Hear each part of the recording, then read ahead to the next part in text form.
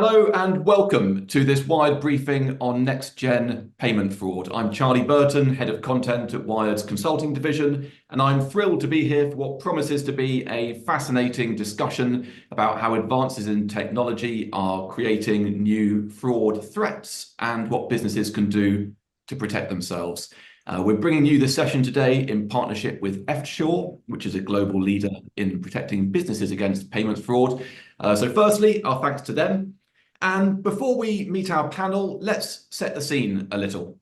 I think it's striking how dramatically the payments fraud landscape has shifted in recent years. Financial scams have become more sophisticated, more cost-effective, and more challenging to prevent.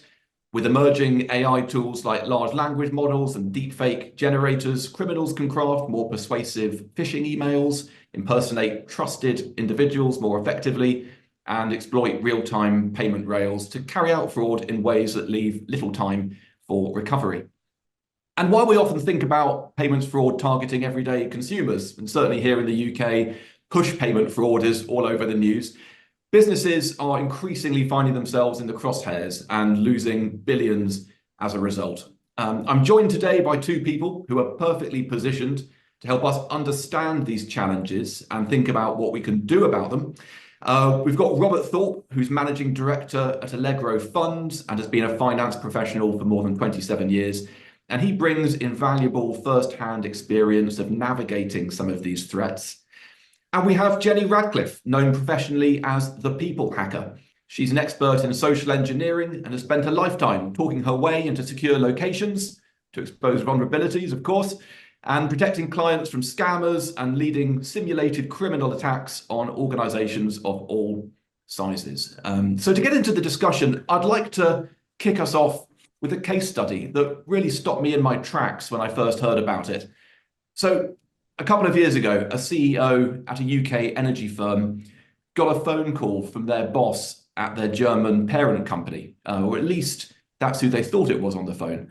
The voice was perfect, same German accent, same speech patterns, and the caller said they needed a transfer of $243,000 to be made urgently to a supplier. The UK CEO complied, and you can probably guess where this is going. It wasn't their boss on the phone at all. It was an AI-generated deepfake of their voice, probably trained on public recordings of how he talked. So I want to hand over to you guys. When you look at a case like this, what does it tell us about how payments fraud is evolving and the current state of the art? Maybe let's start with Jenny. What strikes you as particularly notable about that instance? Well, hi. I think when I first looked at this case study, what struck me first of all was how nothing ever changes and yet everything evolves, right? So here is a typical example of the type of fraud that we see all the time. Someone who is subject to some social engineering, being given a plausible story, supposedly someone that the target trusts, and some urgency behind it. It involves red flags like money, like you say, like urgency, even a little bit of emotion in there, some authority principles at play. And so from that point of view, it's like, this is the same old playbook, right, for social engineering. But what made it so interesting was the way that it used that technology to give what we call a deepener. So everything's in place. And in the past, we might have seen that through an email. So it would have been one-dimensional, some text that may or may not be very convincing. But the cliche or the thing that really convinced that target was the fact that they could hear the voice of someone that they thought they recognized, that they thought they trusted, very convincing. And so it's just such a great example of the same kind of targets, the same kind of tactics, but just enhanced and made all the more dangerous by the AI and the capabilities of it. That's really what struck me. And Rob, what about you? What struck you about it? I mean, it's a huge amount of money involved, isn't it? It is, Charlie. And look, I'm going to call out pretty much the same things that Jenny has mentioned as well. But some of the characteristics of that particular example just stick out to me. It's someone of authority asking for a payment to be made. Now that is not the norm. You wouldn't have the CEO of a company calling up a finance team asking for a payment to be made. That would normally go through the normal accounts payable channels. It's an out of the ordinary payment. So anything that's out of the ordinary does need to be challenged. Unfortunately, in today's environment, in today's world, you cannot trust, and this goes across most finance teams, you cannot trust people asking for things that are out of the ordinary. You've really got to test them. And then anything with urgency attached to it always starts to ring alarm bells. So, we are on the receiving end of an increasing number of these sorts of threats. The improvement in the technologies that allow people to impersonate others is making it increasingly hard. And for us to be able to protect ourselves, we'd have to go back to basics, which is not trusting phone calls that we receive. It's calling them back using a number that we know, and finding people that we know to test whether or not a request is valid. Thanks, Robert. As you say, it wasn't out of the ordinary request, but it's the fact that technology made it so convincing that even someone who's really senior at a company could be taken in by it, perhaps because they weren't aware that technology was out there. Jenny, could you give us a bit of a sense of what the rest of the sort of technological landscape looks like at the moment? Obviously, there's deep fakes. What other kind of new innovations, new tools are giving scammers new ways to defraud people? Can you just sketch out some of the main areas of innovation that you're seeing? Sure. I mean, the progression, the evolution of AI technology now, it means that the research element for scams and hacks is so quick and so thorough. Like in the past, it would take a long time to gather information for a personalized attack, to do that research, that open source intelligence. But now, because of the capabilities of artificial intelligence, that kind of information is very easily gathered and tailored to a target. So we see it, manifest in all sorts of ways, everything from, phishing campaigns, which are no longer as sort of clunky as some of the sort of we call them spray and pray. So those are the campaigns that kind of hit thousands of targets looking for someone to bite, and then zoom in on the people who have clicked and kind of layer the con on top of layers of that con on top of each other. So we see that, and I think those are the types of things that we're really talking about. I mean, this is voice cloning, but even the video, the deep fake videos, all of this stuff, it's so sophisticated. What's happened is it's learning all the time, artificial intelligence. And it's a brilliant tool for business in the world in the main. But you can imagine if you've got something that goes out, someone spots some of the little quirks. I remember a few years ago, you could see those videos and see like little things in the eye movement, sort of jerkiness. The language patterns, the linguistics weren't so sophisticated. But because of that continuous improvement, it's just smoother and smoother and smoother. So we see that. As I say, we see the research being done much quicker and at scale. The speed that these things can be done and corrected and done again and just hit and hit and hit targets. I think really that's what it is, as opposed to any sort of single mode of attack. It's more the speed that all of it now, the data collection, the polishing of that data, the targeting of individuals or organizations. I think that's really what we're seeing as the big shift. And it's so quick and so exponential. It's really hard to keep up with from the defense side. And these kind of advanced AI-based scams are the ones that really hit the news. Like I remember there were lots of stories when it was discovered that there was a large language model driven tool called Fraud GPT, which could help people rustle up really good phishing emails really quickly. And of course, everyone wrote about that. But I wonder, in practice, what form do most payments scams take? I would imagine that the ones that get all the headlines aren't necessarily the norm. I mean, Rob, you've had a lot of experience in this space. Could you just sketch out what the main forms of attack are that CFOs need to be particularly aware of? Are there any particularly commonplace ones in your experience?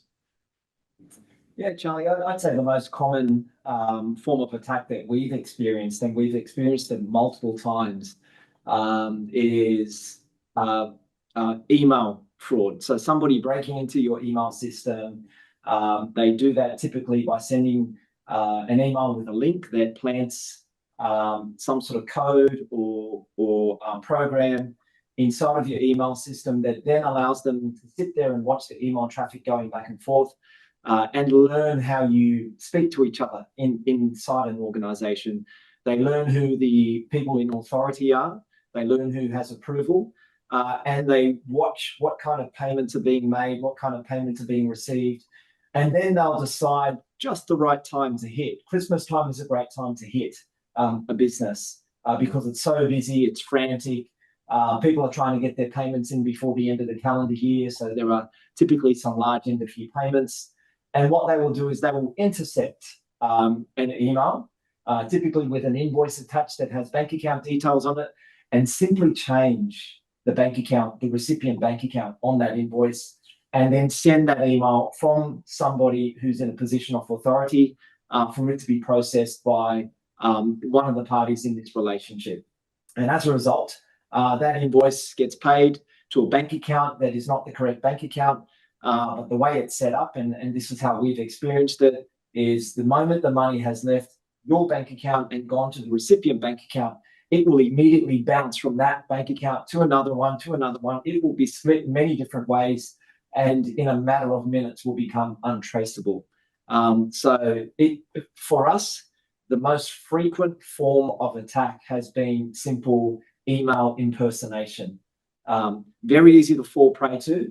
But the way to protect against it, there are no fancy tools.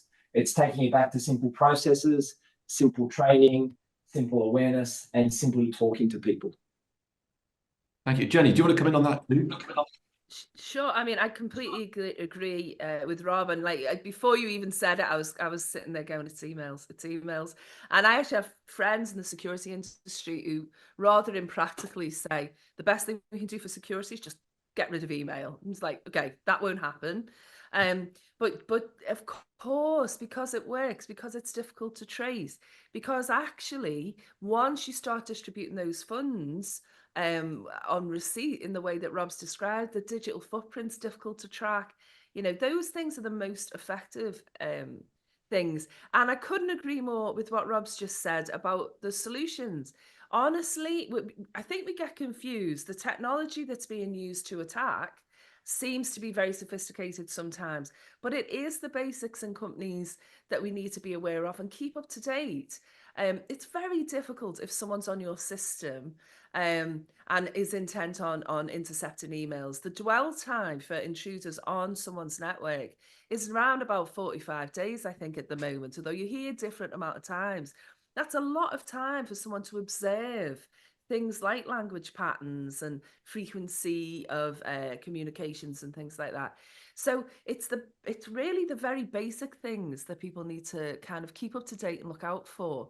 And one of them, apart from things like, good tech that we can afford within organizations, kept up to date, people knowing where to use it. But one of the big things is the human side of it, of having people from a cultural point of view, able to say, I think this looks a bit strange, not being afraid to challenge, not being scared that they'll get the blame if they do kind of take this very well crafted bait. It's like a cultural thing, and those things are simple but not easy. Just because something's simple doesn't make it easy to do. You can't just throw money and tech at the situation. We need that, but we also need this human communication side, this cultural element that gives us an environment where when we do suspect something, we can raise it. When we do find something, we know where to report it. It's kind of a basic management cultural thing, as well as doing the best we can from a technical perspective. So I guess what I'm taking from that is, at a kind of foundational schematic level, the scams are still sort of the same old scam. They're just being done in enhanced ways. Is that a fair way of characterizing it? Completely. That's completely. The scams themselves, whenever I see an article like the one we were speaking about at the front of this discussion, or whenever I see something in the news, whenever I go on, radio or TV or anything like that, people say, what's the latest scam? What's the latest scam? And the thing is, the technology changes the way they're delivered to people, right? So the delivery can change. But the fundamental core of all the scams really comes down to money, out of context, unexpected, unusual requests, urgency, emotion, all the things that Rob said, that I've said, at the end of the day, what they are after and the way that they get it still comes down to the same, playbook. It's just the delivery that's changed with the evolution of technology. And that's that's really quite a good thing, because it ties back to those simple but not easy principles to bear in mind. No matter how it comes to you, if you're aware of those red flags, we're in with a chance of preventing it, stopping it, slowing it down, tracking it. Let's talk about who's at risk here, because as I was saying earlier, we often think of payments fraud as being a kind of a problem for consumers, because that's often the kind of the story we hear about in the press a lot. But clearly, it's a massive problem for businesses. Rob, you've kind of about this more than anyone, really. How big a problem is it for finance professionals? Can you give us a sense of the scale of this issue? Look, I can't give you dollar figures or percentages. What I can tell you, Charlie, is every business will get hit. The scammers, the fraudsters, the thieves at the end of the day, which is what they are, they're not going to go for your, multi-million-dollar payments. They may be bold and go for that, but something that is not going to stick out, something that's going to just fit into the normal accounts payable run, because that's what they're looking to do. And they'll do it multiple times across multiple businesses. One thing I want to point out on this is we often think of these scammers as individuals sitting in a dark room with a hoodie over their heads, they're facing the screen, one-on-one, just banging away on a keyboard, trying to scam people all around the world. These are very well organized businesses. These are actually funded, and they are there for the volume game. So in terms of the types of payments that they look to defraud, they are the smaller payments. I mean, it's not going to be your typical grocery, staff supplies type payments, but it'll be in the tens of thousands of dollars, or maybe in the hundreds of thousands of dollars, and they'll do it multiple times across multiple businesses. As far as how big this is, what is the scale? My only answer to that, Charlie, is you've got to assume that every business at some point in time is going to face this. Whether they face it once or twice or more than that, it's really up to them to develop the awareness, to develop the training, to try and minimize the loss. As one thing that we've learned across our group, it's not a question of will it happen to us, it's a question of when it happens to us, how quickly can we respond, how quickly can we minimize the loss. And so you've just got to be ready the whole time. Who specifically within an organization is most at risk, Rob? I mean, is this a matter for CFOs? Is this really something for the finance team, the people making the payments? Is this something for everyone in the business? Who tends to get targeted? Absolutely the finance team. So if you've got an accounts payable team, I'd put them up there as number one. They are the team that are loading payments into the accounting system, into the banking payments portal. They are the ones that ultimately put the details into the system and in many cases press pay. And then of course your financial controllers are always targeted. And then you've got your people in some sort of approval position. So those that are approving payments, your CFOs, your chief operating officers, partners in a firm. So it's really the finance team that is very well targeted, and then the people that sit above the finance team, but those in authority. I just want to come in with something else that Rob said. That if we think of the question, who's being targeted within an organization, And I do agree with Rob. Obviously, the first red flag that I talk about when we guard against social engineering is money. And if you work for a financial organization, you can't really avoid almost everything that you do is going to have money linked to it. But when we put an attacker hat on, when we look at things with an attack mindset, it's not that we go straight for that financial team necessarily, or decision makers or anything else. What you have to understand is that every person in an organization is a node on the network, right? They're a link in the chain. And very often, what we would do, what me and my team would do in our simulated ethical attacks, she said, just to emphasize, is that we would look at other people in the organization as routes in, often very subtly, so that it doesn't flag up straight away that we're speaking to the financial controller. They would be high-risk individuals, and any security program worth its salt will have them under, they'll get enhanced training, they'll be, their accounts will be kept a very close eye on. So everyone associated with the company, even suppliers of things like the coffee and the cleaning, it's all part of that big network. So everyone in a company is at risk because everyone's a route towards the target, right? You've got this big Easter egg at the end.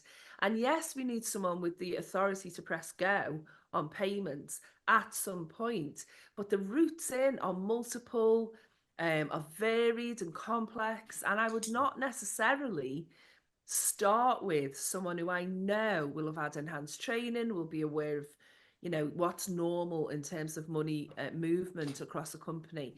So it's very important when we look at this, and when the audience is thinking about what to worry about, that you don't just think, oh, well, these are the people who've got immediate access to those payment processes. You have to think secretaries, suppliers, anyone connected with that company, because what we need to do is get onto that network.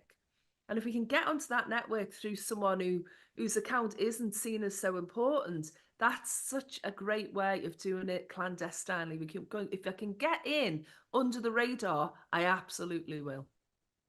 Thanks. And the reason they go to those sort of lengths is because there can be a lot of money at stake. But beyond the immediate financial loss to a company, there are presumably some longer term consequences as well. Rob, from your experience, what does it mean for a company when they are the victim of a scam of a meaningful size, like beyond the immediate loss? What kind of other second order implications are there? Look, Charlie, I can tell you it's horrible to have to work through. There's the financial loss for a start, and trying to figure out, whether or not that hole can be plugged and the impact that has on the financial position of the business. That's only the beginning. But from there, you're talking to the banks, you're trying to shut down banks, bank accounts, you're trying to put blocks on bank transfers.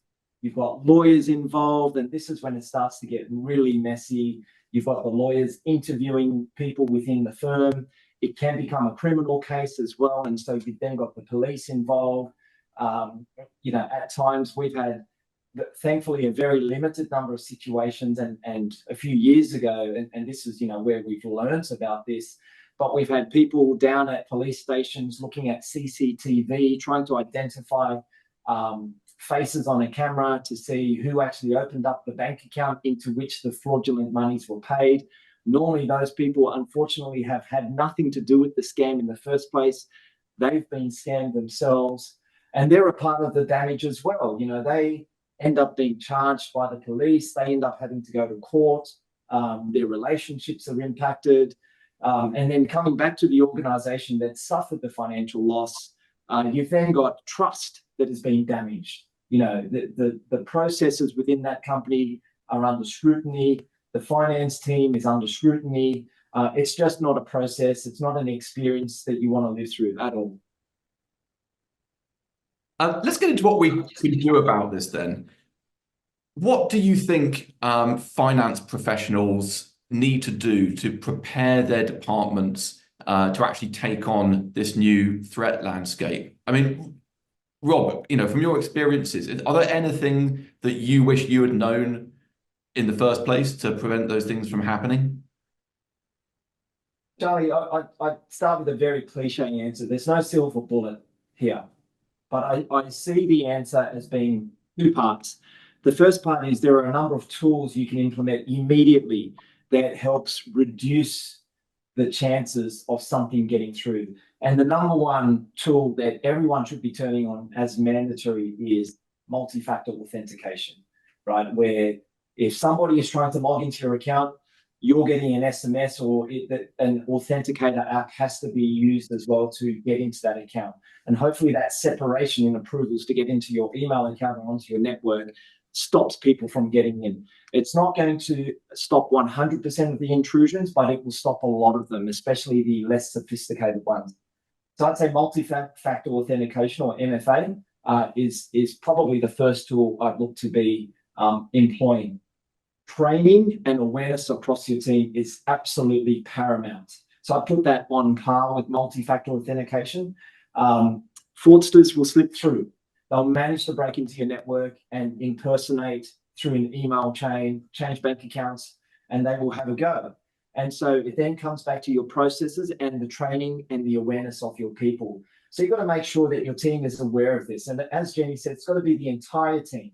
And so training doesn't just go to the finance team, it goes across the whole team, making them aware of phishing exercises, so running simulations across the business, making the results known across the team so people know that, and only after the fact, that a test fraudulent email was sent, who clicked on it, who didn't, what was done with it. So, you know, that team awareness and that team training and those simulations are absolutely critical. And then lastly, I'll stop quickly. Lastly, you really need to make sure that when you are paying somebody money, whether it's a supplier, whether it's a contractor, whether it's an investor, do all of your know your customer checks up front. So this is not about anti-money laundering. This is not about counter-terrorism financing checks. This is about making sure you know who the person is that you're about to pay money to. And that's really important because there will come a time when you think you're paying money to that person and you will need to verify that it is the right counterparty that you're paying to. And that's where your upfront KYC work really pays off in those back ends in some of those checks that you'll need to do down the track. Thanks. Jenny, I'd love to bring you in here. I'd like to get into what we can do about social engineering more broadly in a second. But I just wondered about some of these specific new threats like deep fakes. Are there anything that we can do to combat those in particular? Because they can be so persuasive, right? And it can be video that's really persuasive. It might not just be voice. So what can we do about stuff like that? Well, I think the answer builds on what Rob says, really. I mean, one of the things I always say is you've got to hand back the security to your team as well. So I always talk about having a security moment with every team meeting at line management level. Someone in the team's nominated to bring a security moment into the business, into that team meeting. Just a minute. We used to do it with health and safety back in the olden days, and someone had to bring something in. So with security, you say, did you read an article? Did you get a phishing email? Did you see a movie? Did you see something on the news? And they talk about that for just about a minute, right? And you do that in every meeting. And the reason to do that is that you've got to put that back into the people's mouths, into the conversation. So that's one of the things that I'd say on this. In terms of spotting deep fakes and things like that, again, I'm going to go back to it. You've got to say to people, it doesn't matter how this message is conveyed. It doesn't matter what the carrier of the approach is. It's what people are asking you to do that's the red flag. And with deep fakes particularly, I always think humour's a good thing to do. So show them the videos of politicians endorsing each other who hate each other. Show them some of the showbiz ones that are out there for kind of entertainment purposes. And even kind of show them what I did with one team I was working with is we swapped people's faces in that team for tiny, put them on little clips and GIFs. So there was a guy who was the most shy guy in the world that you can ever imagine. And we put like gangster faces off movies on, like, put his face on that, for his team to say, and just have like a little laugh, like very harmless, but so that people get familiar that what you're seeing is not necessarily what you can believe. So I would say the red flags are the red flags. I don't care how convincing the video is, how convincing the voices at the end of the phone. The red flags are the red flags. People have to bring the security moment to you. Don't just give it to them, right? It's a two-way conversation. Did you see anything this week? Did you watch anything this week? It's those two things, along with good cyber hygiene and the kind of 4 eyes principle for the know your customer. But the 4 eyes, like nothing happens without someone else checking what you're about to do. All of those things together is really what you can do for any social engineering attack, including deepfake videos. I mean, as you say, a lot of these scams just... Oh, please go ahead. Charlie, I wouldn't mind jumping in just on a comment that Jenny's just made, which I 100% agree with. Nothing happens without someone else checking. That is such an important, let's call it a principle within a finance team. If you can hold dear to that principle, you really will significantly reduce the risk of something happening. Whether it's another team member checking, we've got a couple of system tools that we use to run checks. We use Eftsure, which we found to be a really good tool to run an independent check, so that if we do get hit with some sort of deep fake approach, whether it's a phone call or even video, it's an independently validated database that helps us run those checks. So that principle that Jenny's just highlighted, nothing happens without someone else checking, really will travel a long way. I can also add one. Sorry, Charlie, but I was just going to add one more thing. Since we're speaking, to senior people as well, is you have to make a commitment if you're a leader in your organization. I have to do it publicly, actually, and say, I will never ask you, any of this team, to go around our standard operating procedure. I commit to you now that no matter who it is, no matter how urgent it is, no matter what the circumstances, no matter how big the emergency, we will always stick to our processes. You will never hear me do it. And then they have to never do it. And if leaders and teams do that, when that fake video or call comes through, your people then not only know that can't be you, but that builds the trust within the company. Now and again, that's going to get violated, but that is how to build a strong sense of trust in the team. Leaders have to lead and say, this is urgent, but I'm not going around this normal procedure. That's really good advice. I mean, Jenny, you obviously spend your working life getting past companies' security processes, even when they've got really good kind of best practice in place. So you kind of really know how to get past people. From doing that, are there any other kind of really valuable, perhaps there's kind of slightly less obvious tactics which you think organizations ought to deploy to safeguard against social engineering?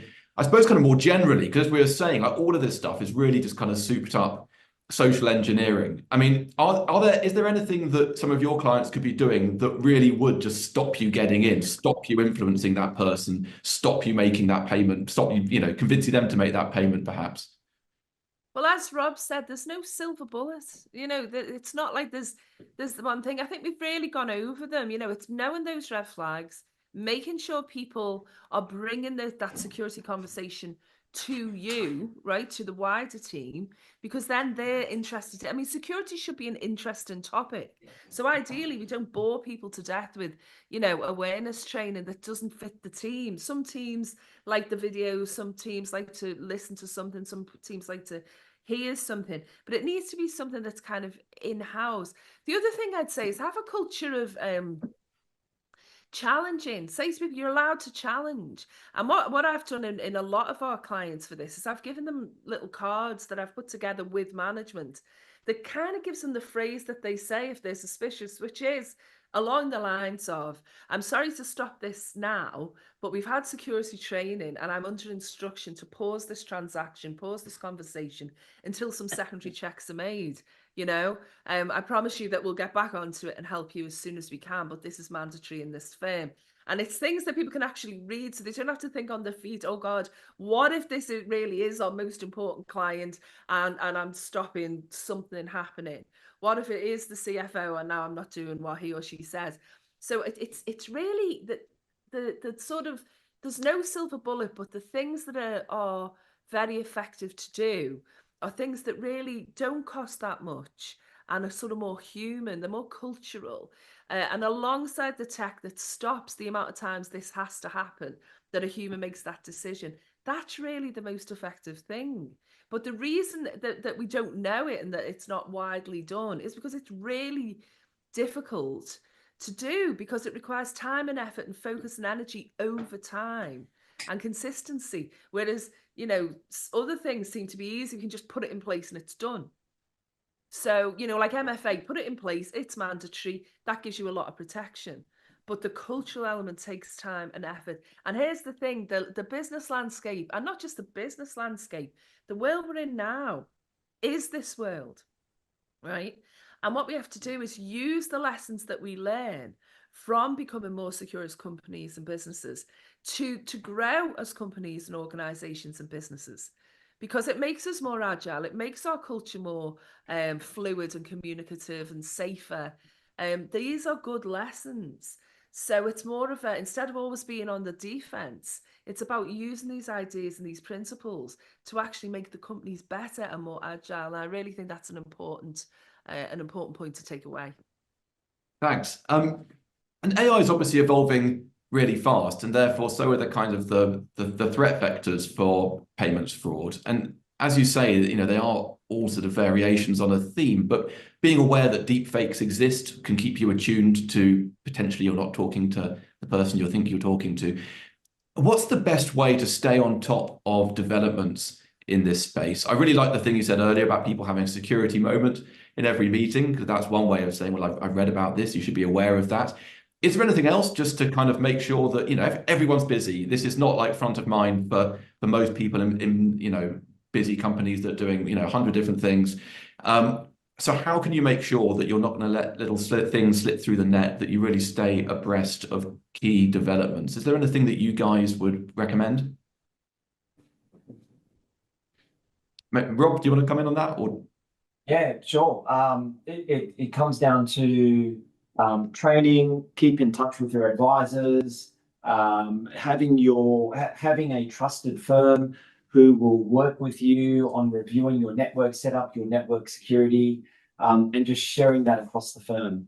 I always just bring it back to awareness. So, and that applies to everyone in the firm. And finally, I think we're almost coming to the end of the session. So just to wrap up, I just wanted to have your reflections on something that I've encountered really sort of since covering the payment space myself, which is that there's often seems to be this disconnect between the fact that everyone's kind of aware these scams are out there and they read the headlines, but sometimes when you talk to business people in practice, they sort of say, well, you know, the thing is, I'm unlikely to be a target because I'm just not important enough, or my company's just not big enough. Or the flip side of that is these scammers are so sophisticated, I suspect if they really wanted to get to me, they could. So there's this kind of fatalistic thing, or there's simply, we haven't got the budget. You know, there are budget constraints. We haven't got the resources to really mount serious defenses against this stuff. I'd love to have both of you just reflect on, you know, that kind of attitude, what you make of that, and what you would counsel somebody who is talking like that. Yeah, why don't I jump in on that one, Charlie? It does not cost a lot to build an awareness culture. It involves talking to your team, being aware of the latest developments. It doesn't mean you need to invest thousands into technology. Some of the simple tools that we've mentioned here today, like MFA, like Eftsure, they are very cheap. And I would even suggest that any business should be able to afford it. The cost of these small tech tools is so much less than the cost of losing money to fraud. That would cost you a lot more. So there really is no reason to not embark on a journey of improving your security environment, whether that's the small add-on tools along the way, or training your team, becoming more aware, and just investing in getting to know your customers, your suppliers, the people that you're paying money to. I don't think protecting yourself is out of reach of anybody, no matter what the size of your business is, no matter how sophisticated, high profile or low profile you may be. Jenny, what about you? How do you motivate your clients to really grip this? So this idea of, oh, I'm not important enough, or the company's not big enough, is not something that you can run with anymore, right? It's everyone's worth hacking. Everyone's a step on the ladder, a link in the chain, a node on the network. So first of all, forget that everyone is worth hacking. What Rob said is absolutely true as well. You know, that you can get so many resources which are very good value for money and are so much cheaper than being hacked, because at the very least, it's inconvenience, and at worst it's the end of business as you know it. You know, the reputation, the cost, the hassle, all of it. But the other thing I say when people say, well, you know, they're going to get through, it's so sophisticated, you know, I sort of feel like there's no point in me even trying. And that to me is like, you do not pre-surrender to criminals, right? It might be true, and it is true, and Rob said it as well. At some point, most or all businesses will suffer from a breach, an attack, a hack. But don't give up before that happens. You know, don't pre-surrender to the bad guys. Do what you can, put things in place, right? Cultivate a culture that's aware of this. Be ready so that you know where your assets are, you know what you do in the situation. Run that kind of fire drill, run that emergency drill, so that when it does happen, people know what they're going to do. They expect it. This is something that happens. It happens, but don't give up before it does. Don't make it easy. Make yourself the most difficult target that you can be. Get ready for when the worst happens, and then get on with your business, as opposed to sort of giving into bullies and criminals before they've even hit you. So, you know, and that needs to come from leadership, and it needs to be installed over and over again into people. But within the culture that, like, let's kind of almost take you can't take a fatalistic attitude to it, right? It almost has to be, look, it's going to happen. So what do we do when it happens? Try and introduce some levity into that situation so that people don't get fatigued and give up altogether, because that's not what we should be encouraging. And that's not what the firms who cope best with being attacked do. Brilliant. Well, I think that's a great way to approach it. I'd love to carry on talking about this. I think it's such an interesting topic, but sadly, I think that's all the time we've got today. So I'm afraid we'll have to wrap it up there. It's been a really fascinating discussion. It'll be really interesting to see how this space continues to develop and how people continue to counter these threats.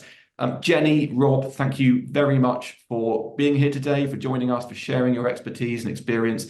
And to everyone who has tuned in, thank you for being here with us, and we'll see you next time. Thank you.